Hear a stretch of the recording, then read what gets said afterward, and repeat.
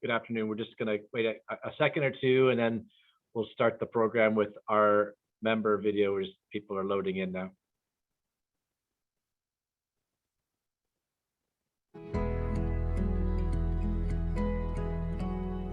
One of the staff members at ULI Toronto came to speak at Ryerson University, and I just thought, this is a great way to network and to meet people and to learn more about my city as well, because they put on such great programming. To me, ULI has been a crucial part of my career development. 4 years ago in Kensington Market, there was a ULI walking tour where I met a senior city planner, and we developed a strong working relationship. That's a great thing about ULI, is the opportunity to be with like-minded people in the industry. I've personally hired people from running into them at ULI and led to a conversation, and it grew into an opportunity to join our company. There are just so many opportunities for people of all ages to get involved as volunteers or just to attend the events and get involved. Great about ULI is if there's that someone you've been wanting to meet and you haven't had the opportunity to do so, the roster of members is open. Take a look at who the members are.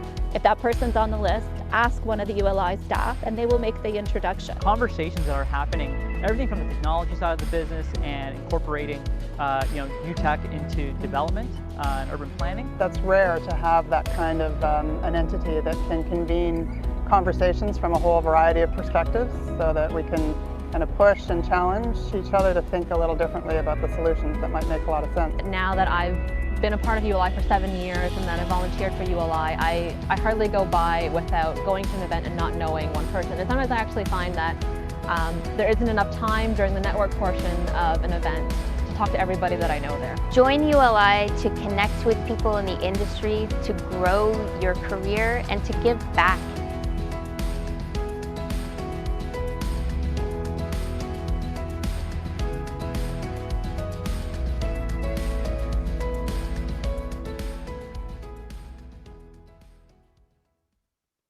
Hello, everybody, and good afternoon. My name is Richard Joy, Executive Director of the Urban Land Institute, or ULI Toronto.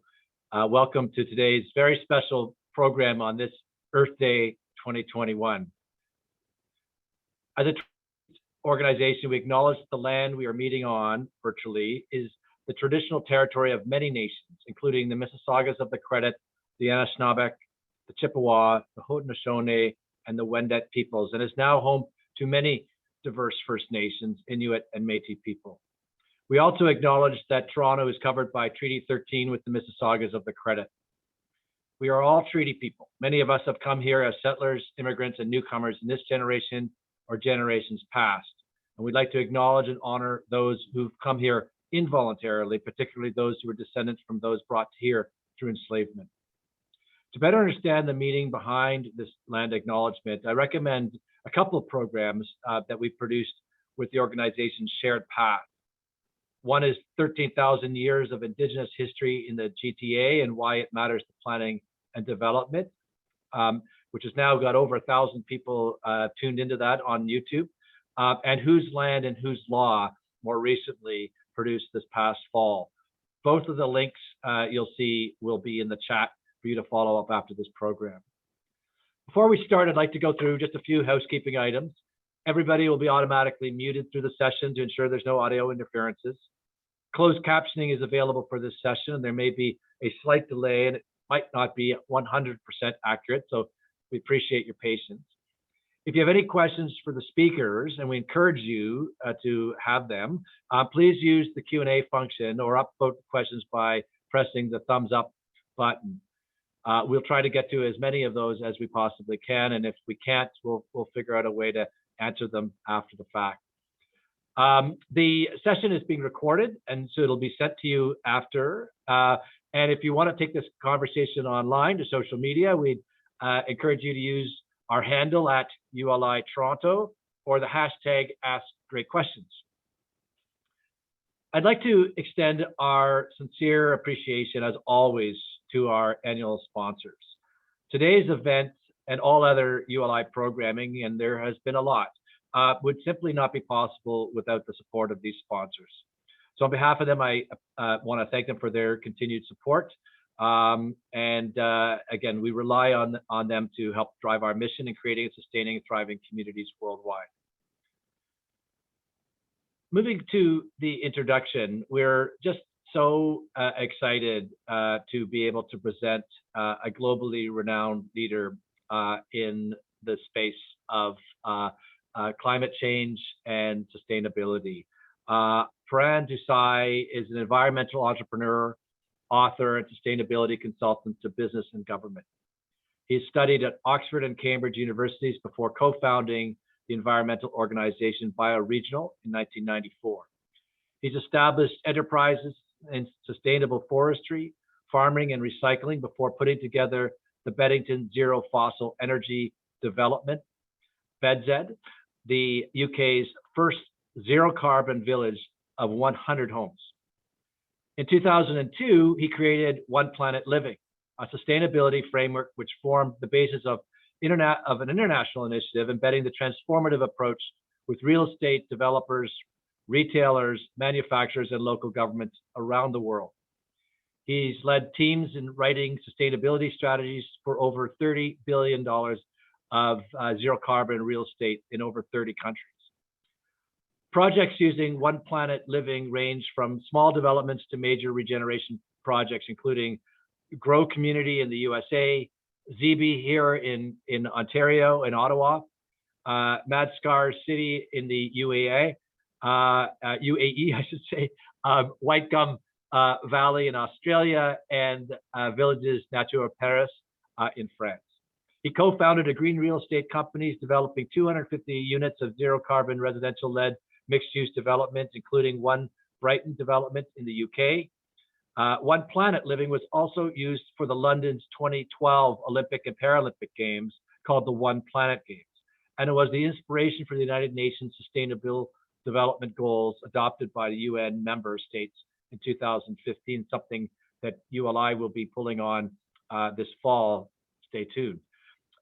In 2019, he established a new company, oneplanet.com, building a digital platform to unlock the economy, which will help regenerate planet Earth and avert ecological collapse and catastrophic climate change.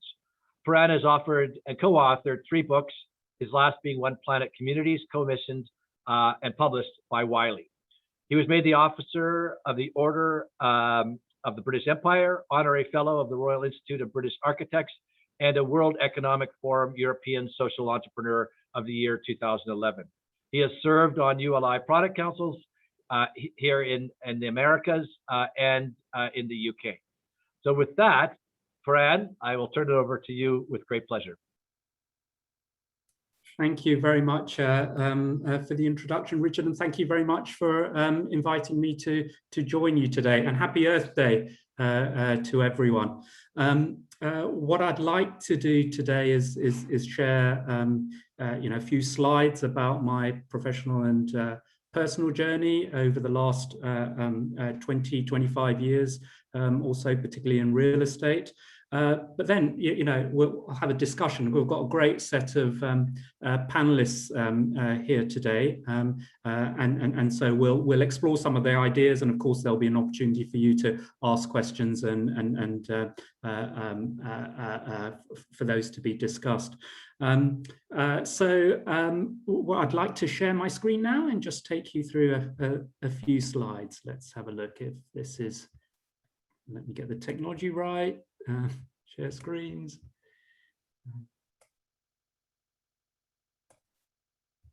So I think this is sharing. Is that? I'll just get it on. Someone let me know if this is not working, but hopefully you can see the slides up. So it's all. Sorry? It looks good. It looks good. It looks good. Thank you very much. Thanks, Alex. So it's titled, It's All One Planet, A Holistic Approach to Sustainability Post COVID-19. Perhaps we're not yet quite post COVID-19, but hopefully we're heading in that direction.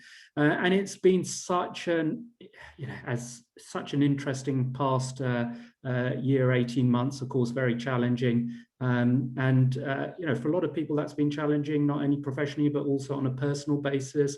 It's made us think very carefully about our relationship actually with the between all of us as nations, but also with the planet and our natural ecosystem. So it's a really interesting time to think about what we're going to be doing next. And of course, today is Earth Day, and we're seeing an increasing focus. Our own government in the UK just increased the targets on carbon reduction. So we're seeing countries around the world really committing to this. And the UN has said that this is the last decade that we have to avert catastrophic climate change. So it's an incredibly important time, and so it gives me a great deal of pleasure to share some of the experience I've had in the last few years on building things like zero carbon communities.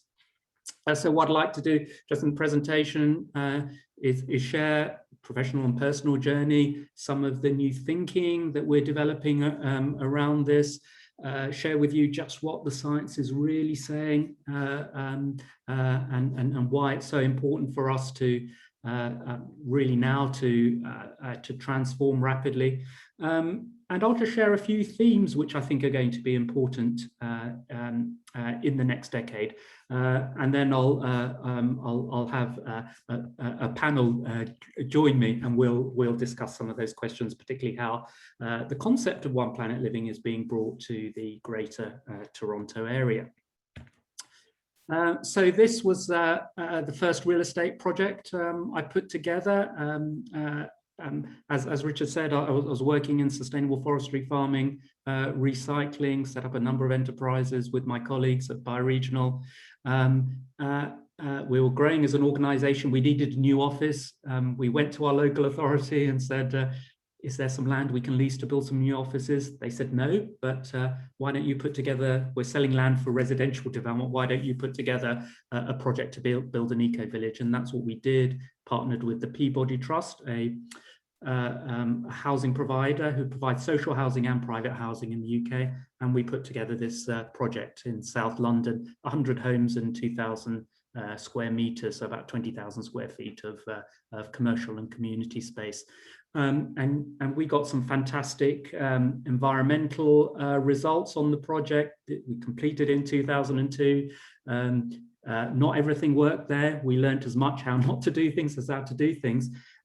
But you know, it was a really, really fantastic project in setting a new benchmark, setting a direction of travel, and also creating a great community. So I lived there for 18 years. The average person in this development knew 20 of their neighbours by name, so something like 4 times the UK average. So really creating that great neighbourliness, and I know that's also helped this community and residents there through the COVID period.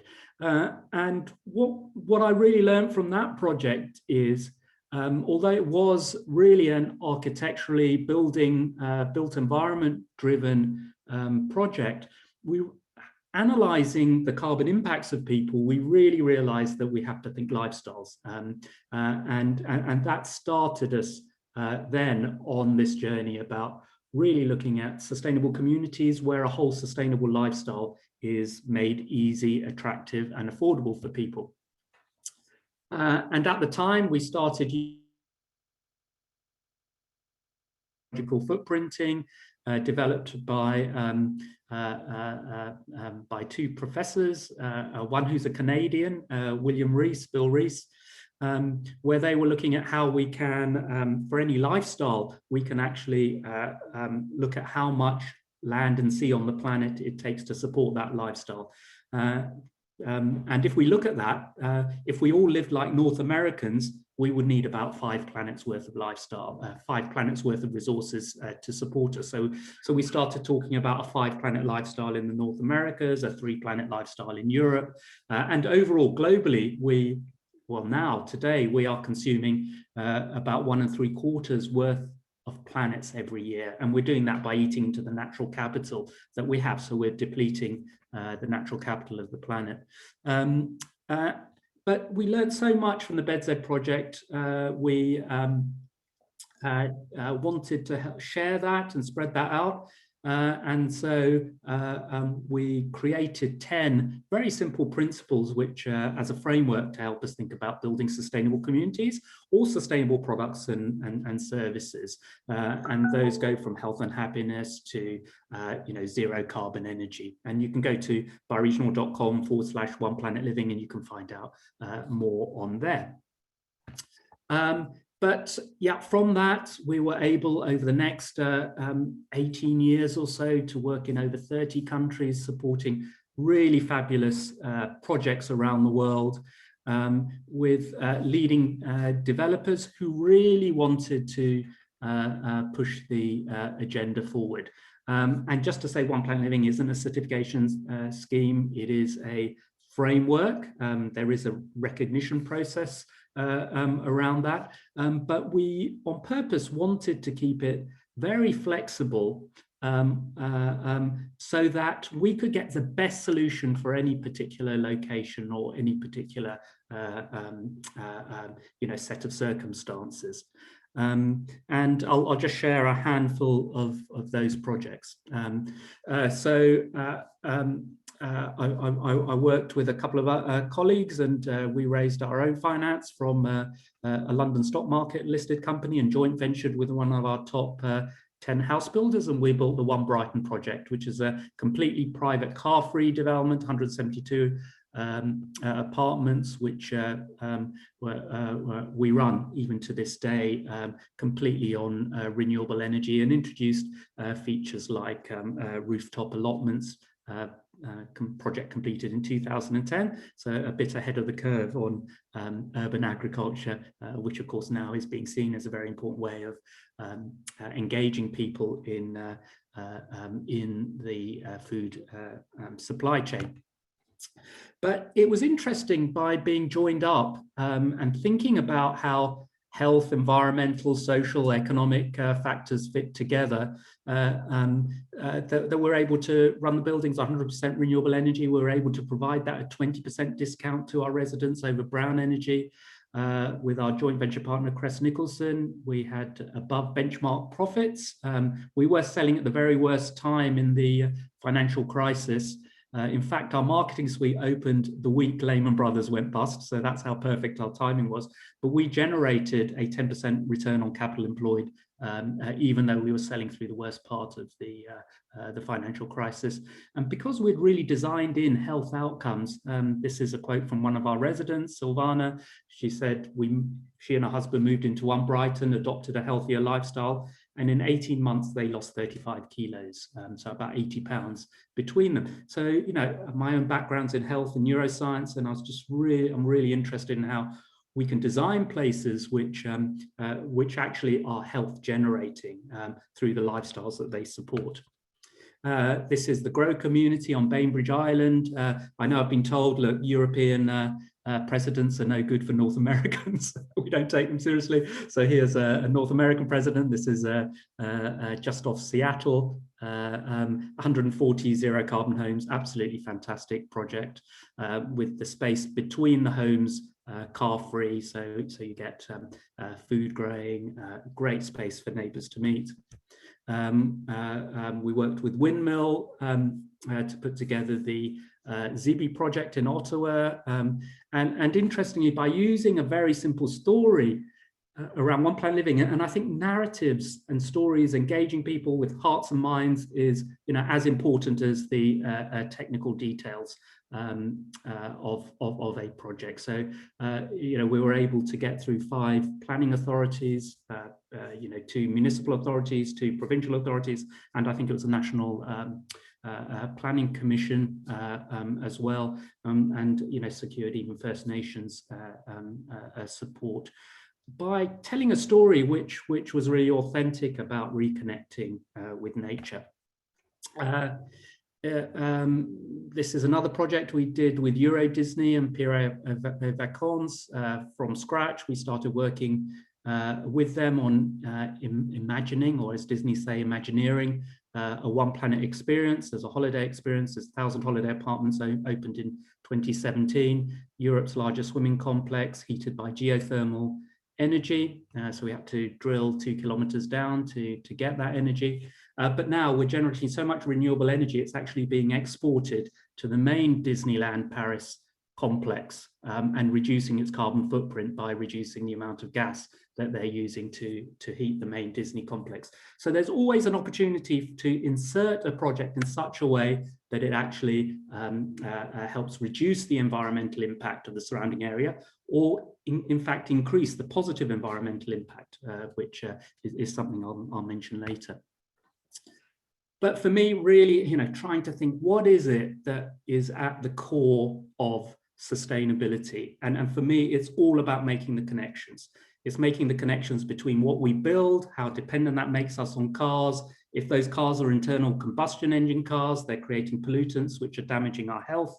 We're also contributing to climate change. We're also supporting the oil industry, which creates single-use plastics, which are ending up in the oceans, filling our fish with plastics. If we choose to eat those fish, we're filling ourselves up with microplastics, and we just don't know what that's doing to our health yet. And it's also killing penguins. So, there is a direct connection between what we do as real estate developers and the fate of penguins in Antarctica, or even, the impact on our own health locally and actually, throughout the world. So the interconnectedness of things is at the core, I think, of the new thinking that we need in order to tackle the problems or avoid the problems and create healthy systems into the future.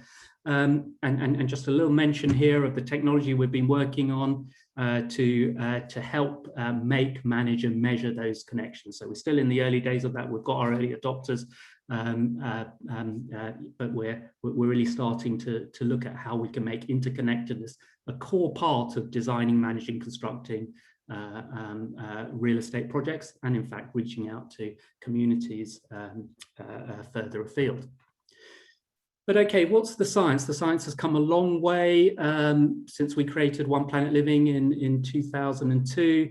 The best science around this, Earth system science, has identified 9 so-called planetary boundaries, and these are Earth systems which have to remain within certain boundaries in order for us to have a safe operating space for civilization and global society as we know it. And if we look at that, something like 5 out of the 9 are already outside the safe zone. And those are all interconnected, and the real fear is that they're tipping points that we might approach where it becomes difficult, if not impossible, to reverse all sorts of catastrophic environmental problems. And it's very hard to calculate, but it seems as though we have about half as much living matter on the planet today as we did 300 years ago. So we have killed off half of all living matter on the planet, and that unfortunately at the moment is accelerating at the same time as actually we are looking to support more people, a greater population on the planet. So what would I say? It's almost impossible to exaggerate the seriousness of the situation, and it's for no, it's not for no reason that the UN, talks about this being an emergency, and the Secretary General talks about, look, it's not too late, but we have to read into that, that unless we act with incredible urgency, it may well be, too late.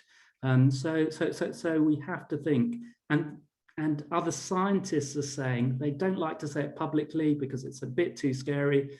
I've had the privilege of talking to some of these scientists privately and asking them in private, and they have been saying, all the ones I've spoken to, unless we change course rapidly within the lifetime of people alive today, that we are heading for a planet which might support only 1 billion people, and we're approaching 8 billion at the moment. So it's impossible to exaggerate the seriousness of it. So we are going to have to change rapidly. So what are the key themes for the next decade, just from my perspective?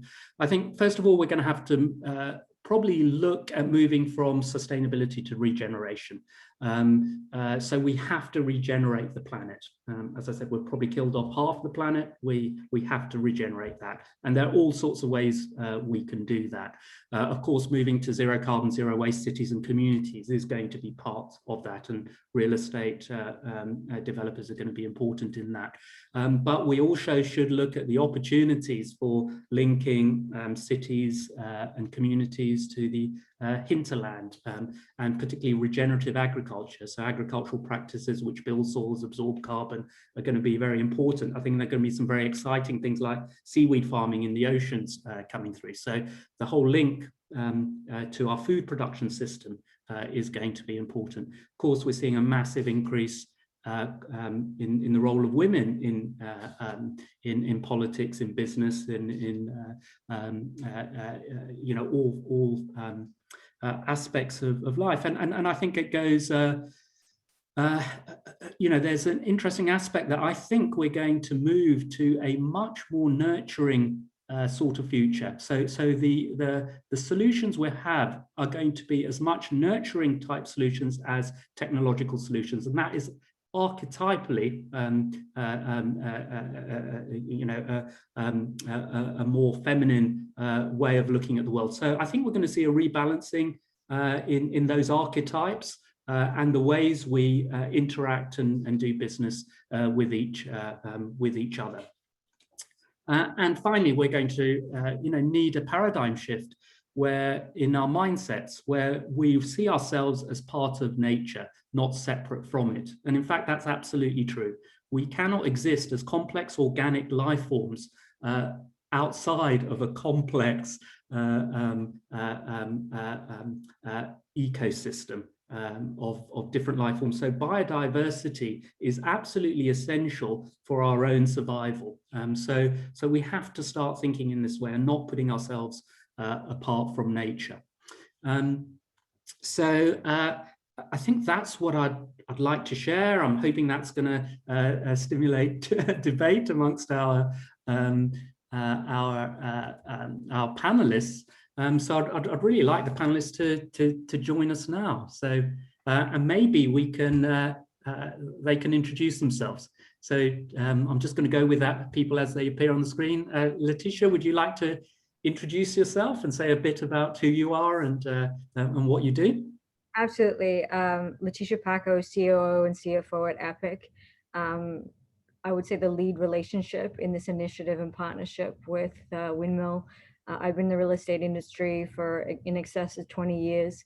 And I would say it's really exciting to start to see the responsible investing agenda getting full momentum. And I'm extremely happy to be a part of that and help hold the Canadian real estate industry accountable to making a change. Fantastic. Thanks, Letitia. Megan, you come up next on my screen. Hello there. I'm an architect and partner at DTAH, and we are working with Windmill on the Baker District in Guelph.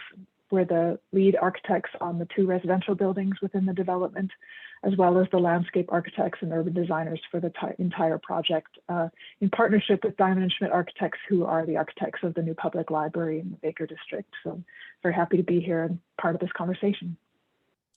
Thanks very much, Megan. And Jenny. Hello, everybody. Happy Earth Day. I'm Jenny McMinn. I am both a partner within the Windmill group of companies responsible for informing and leading impact and innovation. And as part of that, I also lead our related consulting practice, which is called Urban Equation, with the mission of helping to share what we're learning internally with others so that we can drive further change in industry. Fantastic, thanks very much. And Jenny, perhaps I can come to you with the first question. You know, you are a developer, you're bringing One Planet Living to the Greater Toronto area. So where is that? Why are you doing it and how are you doing it? Sure, thank you, Purin, and thank you for your presentation. I've had the pleasure of both working with you and hearing you speak many times, and there's always new nuggets that I get to pull out of it. that helps kind of inspire the daily work that I do. So I think in terms of the relationship of, or maybe even the journey for Windmill as a development company to get to One Planet Living, it's important to kind of realize that we ourselves are on an evolutionary journey. And, you know, we've always historically been a sustainable developer. In our inception, we brought LEED to Canada through the Dockside Green project out in Victoria. And at that time, our focus and frankly, the markets was really around environmental sustainability and doing less bad. And I think that project really taught us a lot of lessons. We were able to achieve a number of firsts, but it was really focused on the environmental aspects. And I think as we kind of reflect on our journey, as we approach our next major development, which Pooran, you kindly spoke about, the ZB project in Ottawa, we were looking for something a little different, recognizing that we wanted to do more and that there's an opportunity and a need on bigger complex projects to engage not just on environmental issues, but also more social issues. And so, of course, always watching BedZ in London at the time, or in the UK as a massive precedent-setting project, we too saw the benefit of a program like One Planet Living in that it's a really simple story, very hard to achieve, and we're constantly working and learning on how to do that. But we found it to be a really great tool that people could connect with. You can kind of understand that we need to live within the bounds of our planet. And so we found that the tool itself helped to create a really clear North Star and set of organizing principles that can be adapted based on the context of the project. And so ZB was kind of our first foray into One Planet Living and the application on a real estate project. And it really did help us to set up communities and break down some barriers, as you had highlighted, Pooran, in your slide. And then kind of into present day, we continue to reframe and learn about what is needed. And Pooran, you certainly highlighted the urgency upon us. And I think in our current iteration and learning cycle, if you will, we too recognize the urgency and the need to not only apply this worldview to our projects, but also to ourselves as an organization. And so we see that in 10 years, there will be no option, and there's a better path to create a more meaningful community that respects the bounds of the planet. And so we do that by looking for community partners. And we've, in terms of how One Planet is now influencing us as a practice, a group of developers, it's influencing even how we pursue land. And so we're often looking for community partners who share values, who share aligned mission. And so when the opportunity in Guelph came up and the city put out a public RFP, Windmill saw kind of stars aligning in a city with a big need to develop a complex project, but also a city that is one of the greener, if not greenest municipalities in Ontario, as a perfect opportunity to bring this vision and our skill set together. And so we assembled a team of like-minded consultants like Megan and her team at DTAH and Diamond and Schmidt Architects. And one of the key moves that we made intentionally was to, right in the proposal phase, to declare a commitment to One Planet Living. And that wasn't because the city said, thou shalt do this as a minimum or anything like that. It's part of our fabric, and we knew that it was something that we could bring to the city of Guelph. And so that was a huge help in terms of selecting Windmill, as we've since learned. And we've spent the last couple of years working with the city and really embodying this next generation of One Planet Living in Canada. And just to quickly highlight a couple of key things that emerged as we're learning and continuing on our journey. We invested with the city in an ecological footprint. So Pooran had shown on his screen this 5-planet definition of how we're consuming resources and the shift to lifestyle thinking. And so through working with the city of Guelph, we were able to identify for the average Guelph citizen, what kind of resources do each of them actually need to live their daily life. And not surprisingly, that goes beyond the bricks and mortar that we have direct control over as a developer, and starts to ask some questions around food and food processes. And so that actually emerged as a key scientific need for us to address. and also fantastic contextual opportunity to connect with the active food leadership in Guelph. And so we've since been focusing on delivering across the spectrum of the 10 One Planet Living principles, but handsomely focused on sustainable food, zero carbon, and sustainable transportation. And I think the outcome is continuing to emerge. But one of the biggest benefits, I think, is that that clear story has attracted all kinds of like-minded partners and helped not only will there be a great bricks and mortar community, but really lay the groundwork for a meaningful ecosystem of like-minded people to come together and build this hopefully happier, healthier place that also respects the bounds of the planet.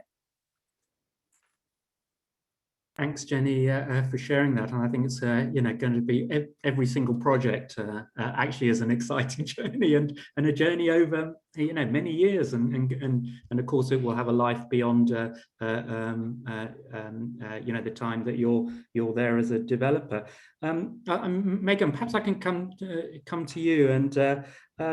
What did you see as what have you found as the design opportunities and challenges in Baker District? As a designer, you with a lot of experience, you must have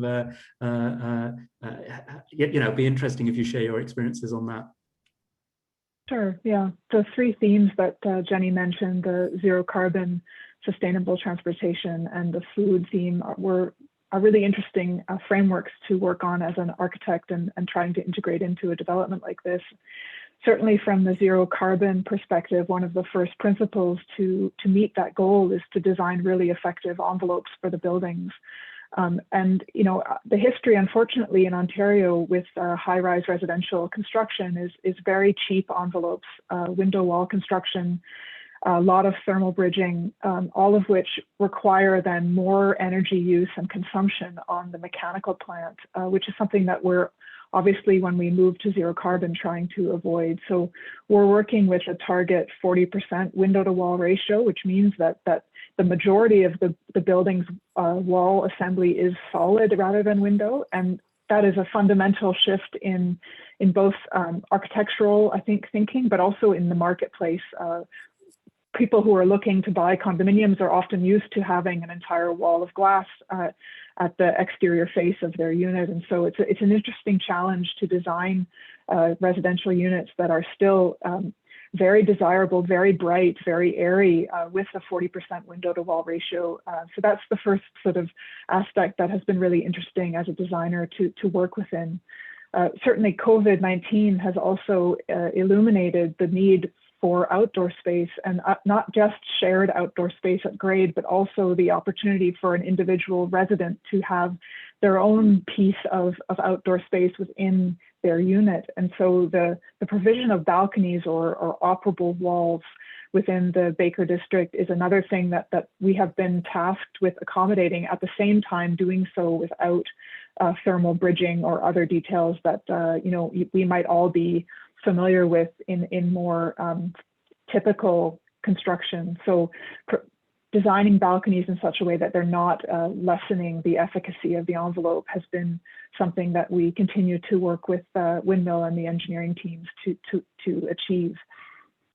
Certainly from the perspective of sustainable transportation, this development replaces an existing surface parking lot, which was public parking. So we're burying the parking within the development and creating a ground plane that attempts to be lush with planting, opportunities for shade trees, opportunities for pedestrian amenities and residential amenities at grade that presents a challenge technically of how do you create a really vibrant and lush landscape on the surface of a parking garage below. So we've been working on a number of strategies there to accommodate adequate soil volume, to consider stormwater management in an effective way in order for that ground plane to be, to feel as if it has been there for a long time and the trees to grow into sizable specimens.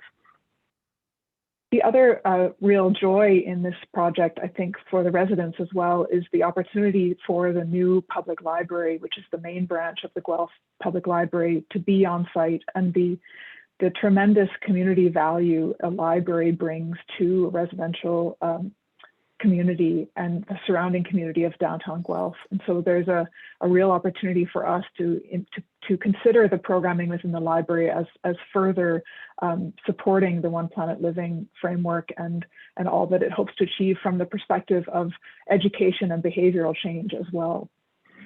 And then I guess the last thing I'll maybe mention, or two last things, equity and diversity within the development is another one of the benchmarks of the One Planet Living framework, considering affordability, considering access, and how the diversity of unit types can allow for a greater percentage of the population to potentially participate in the development and own a piece of it, I think is really important and really unique to this project. And it's not only on the residential side, but also on the commercial side. The diversity of scale of retail units, for example, is also something that we're hoping to achieve so that we don't compete with the surrounding downtown, and that we allow perhaps a different level of entry opportunity for retail tenants within the development.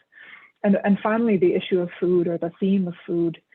For an architect, you can imagine it trickles through many, many different layers of our work, from the design of an individual unit's kitchen to the design of the amenity areas within the building that are shared, the opportunity to share tools with your neighbors, the opportunity to be on a rooftop and have community garden facilities on those rooftops is something that is really promising, I think, in our mind, as well as the landscape at grade, and ultimately, behavioral change opportunities around waste diversion and composting, where ideally, you understand the full cycle of the food that you bring into your home, how you cook it, the nutrition that you gain from it, and then how to sort and recycle the waste appropriately so that your overall footprint as a resident is as small and as light as possible. So all of those things we're thinking about as we're designing these buildings, and it's been a real joy to use the One Planet Living framework to help guide those conversations. Megan, that's fantastic, and it always inspires me when I hear designers, designing for lifestyles, not just designing for the built form, and so that's really, really interesting. I'm glad you're enjoying the process as well. Letitia, maybe we can come to you now. So you are partnering with Windmill, and it would be great, if you can share with us why you're doing that and where you see the real opportunities are now and in the future. Absolutely. Thank you, Fran, and thank you, Megan and Jenny. It was, great, informative, and I'm super excited about, as I can't, reemphasize about this partnership. When you look at this partnership, I think it's natural given the execution competencies. Your Windmill deep in deal sourcing, acquisition, and development management. And then when you pivot to look at Epic, where we have a lot of experience in fund and asset management, property management, leasing, and disposition. And that just creates a perfect partnership. This is complemented by, joint capital sourcing outreach. So, we're out there trying to raise capital for this initiative to drive the agenda in the Canadian landscape. But I think the biggest win, it's the pooling of this capital to create one voice. And that one voice is going to be creating responsible investments with real economic return. And that is really the optimum outcome. And I think that our goal is to help make the real estate industry in the Canadian landscape accountable to the effect that we're having on our planet, and hopefully drive that agenda to look at all real estate owners to help save the planet. Fran, you're actually on mute. Fantastic, and of course the money is incredibly important in enabling all of what we want to see done, and it's fantastic to see companies coming in and seeing the opportunity from the financial side as well. I will add, Fran, I think that the interesting thing for me, and Jenny can articulate, where you kind of learn through the process. When I first looked at the partnership, I thought that was really going to get a lot of institutions that were looking to invest in this. And what I've found as we've moved through and talked to institutions and foundations and high net worths, that it's really the high net worths that want to drive this agenda. And in isolation, a high net worth doesn't really have a large voice. So that pulling this money together and really having the individuals are creating one voice to say, what, we want to have responsible investing. We want to look after, we can start with Canada. And I think that is going to pivot to hold the institutions accountable and hopefully cause them to have to, stand up and not just look at economic returns and say, what, we're going to have to apply this, as opposed to having to wait to a certain extent for it to be driven down by government requirements. Yeah. Yeah, and over the next few years, what do you see that growing? Do you see that growing rapidly? Is that going to be supported by government policy, do you think? Where do you think we might be in 10 years' time? Well, I hope in 10 years' time, we're looking at the fourth or fifth fund in partnership with Windmill and Epic, and we've got capital that has a material voice, and we've got a deep execution of assets that we've applied the One Planet framework. And the great thing about this umbrella rating system is you can measure the impact and the layman can understand it. And I think that too many times we talk about things that none of us. So I think that as we move forward and we raise the profile of this umbrella rating system, we're going to get more and more capital looking hopefully to reach out to us to help them to create this value in a large real estate market. And so in 10 years' time, I hope that we've got multiple funds, and I hope that most owners don't have a choice but applying this in their real estate. Yeah, fantastic. I know, Jenny, you are also keen that other developers follow your lead. So it's very much not about you just doing this for yourself, but doing it for the industry, which is really interesting. I just wonder whether you want to share something on that. Yeah, I think it's a great question, Pooran, and certainly that is the mission. I mean, we are watching the science, we see what's happening in the world, and I think if as I reflect back on historically what green building was and how we approached it, it was really about the kind of the science part and the bricks and mortar. And I think what we're realizing is that we have to bring the human element, to use your language, Pooran. It's both the heart and mind needs to be inspired. And when we do that, Letitia has individuals who are coming to her who want to have an impact because they're inspired and they get it. They get that they can be part of the solution. And so I think that our mission as an organization is to work with capital in that is currently driving all decision making on real estate and other, and that's a needed aligned partner, and also to help showcase and inspire others by lessons learned. As I mentioned, we continue to learn. There's a complex ecosystem of change that's needed, and so our mission is to be as transparent as we can. All of the One Planet Living action plans for the projects that we've participated on, but also all those that Pooran mentioned, are all online and available for folks to use. We don't need to reinvent the wheel every project. We should all be collaboratively building up our communal knowledge so that we can hopefully hit these targets that are fast approaching. So. Yeah, thanks, Jenny. It always reminds me that actually the origin of competition is, or the word is, comes from competere, which actually means to strive together. So you use, you strive together with your opponents. So it's not actually about winning competition; it's about getting better and getting better together. So I think that's interesting. Richard, you've joined us. Have we got some questions that you want to ask? Well, we've got a unusually quiet audience, so I'm going to prompt them because I know we've got some really great people tuned in. I'm very excited about who we have attracted as audience for this. So I'm going to use this as an opportunity to encourage one or two of you to add a question to Cindy Rotenberg-Walker's one question so far, and I've got a few if not. But Cindy who, of course, is with Urban Strategies and is Vice Chair of ULI Toronto, is asking to you, Fran, One Planet Living projects have largely been built within existing urban environments. Could you comment on what unique opportunities and challenges might exist for creating a brand new community of scale within the One Planet Living framework? Yeah, that's a very good question.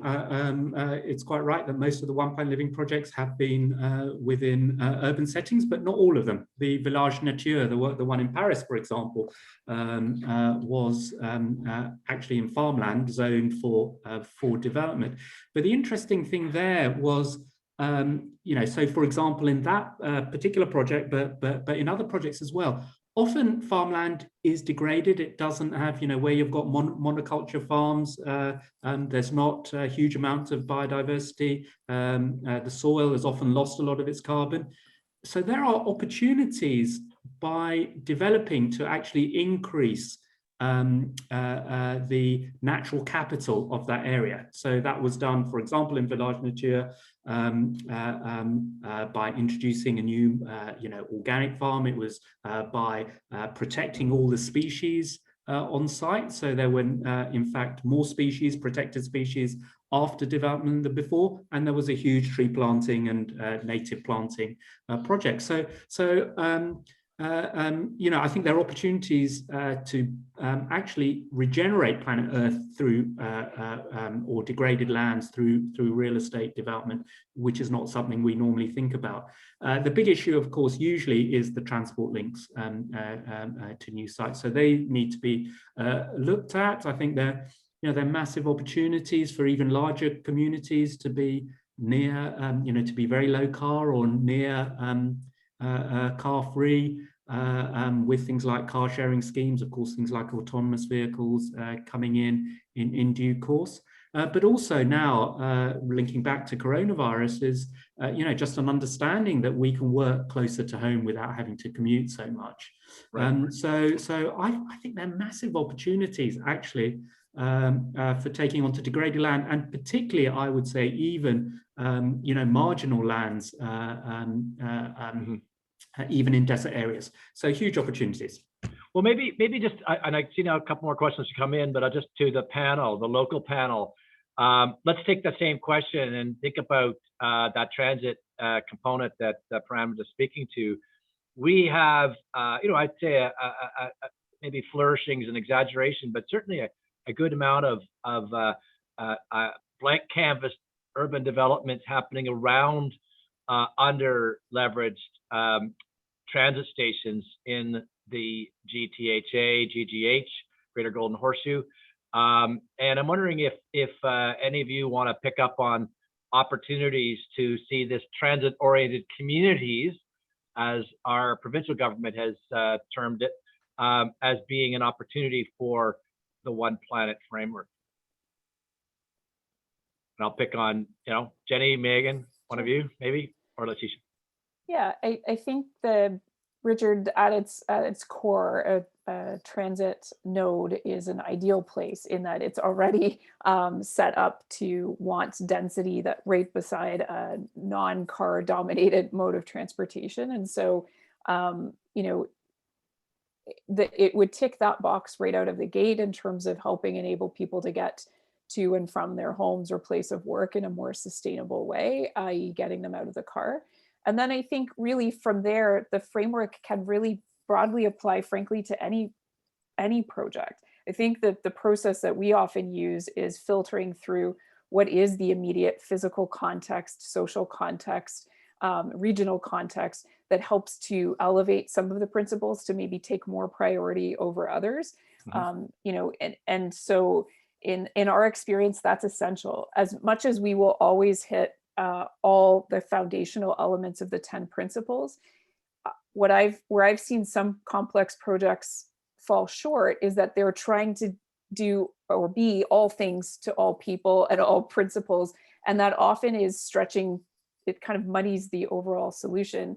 And I found that really it's helpful to have to elevate some of the key aspects of the program relative to context. And so that's typically how we've approached it. But I think Okay. a mobility node is a great application. I'm going to jump to another question if that's okay, but unless someone wants to, go ahead, Leticia, if you want to jump in. Yeah, I think I listened actually to John Love on a panel yesterday where there was a little focus on affordable housing. And, really what he felt, was a need from the government was to shorten, call it the rezoning entitlement process, and to help capital that needs a return to drive that because of the time it takes to actually get that, and wondering whether within those transit nodes where there could be, a blanket rezoning. So, you can go up to 12, 14, and really to kind of allow developers to be able to create value in a shorter time frame, which helps put capital into those projects. I think that's one stage, but that doesn't really drive the application of responsible investing. So, maybe it is adding that layer of, you can have automatic this amount of density. However, you have to have responsible investing within that programming to get that access straight away. So I think that's how, our federal and provincial governments can help bring this to it helps the developers, and it also gives urgency to the application of creating responsible assets. Thank you. So careful what you ask for. I asked for questions, and now I've got more than I can handle. I'm gonna one more question, but what I'm gonna yesterday's program we offered something that we'd never done before, and this will be the second time, and maybe just it's an Earth Week special. But we'd like to ask if you would be willing to take some of these questions that we sent to you all, gather them up, and maybe you could answer them in emails after. We can then send them to the registrants of this program. But I want to get one more in real quick. It's a good one. It's the top voted question at this point. The majority of the buildings that we will have in 2050 are already built. So how does the One Planet model serve as a framework for funding building retrofits is the question. Who wants to take that? That's probably a Fran question, but it's anyway. Is that for me? Yeah, no, it's interesting. I think there are lots of opportunities to do interventions within existing real estate, which are lifestyle interventions. So everything from car sharing schemes, so that people don't need to own their own car if they don't want to, to introduction of things like co-working spaces, for example. So all those those don't need to be branded One Planet Living or anything like that, but there are all sorts of lifestyle interventions that we can do. And of course we're seeing actually I'm not up to date with Canadian energy system, but certainly in the UK we are going through a massive decarbonisation, so that existing housing stock is going to become less carbon emitting because we are transforming our national energy supply grid. So and of course there are opportunities for retrofitting insulation and putting photovoltaics on roofs. So and new food, urban agriculture. So I think there are huge opportunities for these lifestyle interventions. I think where they really come together and they support each other, then you get that sort of paradigm shift. But there's no reason why any development can't actually start thinking about how it can affect not just the existing, not just the new real estate, but the existing real estate as well. Wonderful. Anybody want to put in 20 seconds more on that? I would just add that, especially in a redevelopment that may have people being displaced or moved temporarily or permanently, I think a program like One Planet Living can wrap its arms around some of the social equity and programming pieces much better than some of the more technical, tactical standards that are out there. And so I actually think it's a fascinating tool for a more complex retrofit that can actually anticipate some of the complexities of both the people present and future, as well as how do you redevelop and keep the site moving. So yeah. Well, listen, thank you all so very much. What a treat to have this particular program, to have you all as panelists. Fran, just extra special thanks for tucking us in at the end of your day. coming across the pond that's a great to have such a powerhouse speaker and leader on our program. And Jenny, Megan, and Letitia, what you're doing here in the GTHA, the Greater Golden Horseshoe, is inspired leadership, and we really appreciate this for everybody for speaking today on the One Planet Living framework. So closing remarks, simply just to say, we hope that people will continue to plug into our ongoing programming. We always these days have a lot of ongoing programming because there's just so much to talk about, and we're delighted to be attracting such a great audience. So we look forward to seeing you all again very soon. And with that, I wish you a great day and Earth Day, and we'll see you soon. Bye-bye.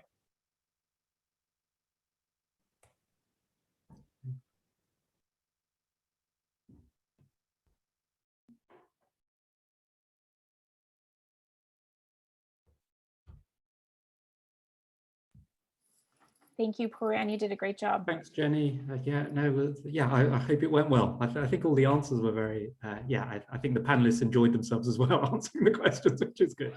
For sure. We'll be in touch, Fran. I appreciate all the time and energy you put into joining today. A pleasure. Thanks, Jenny. Thanks, Alex and Richard as well, if you're there.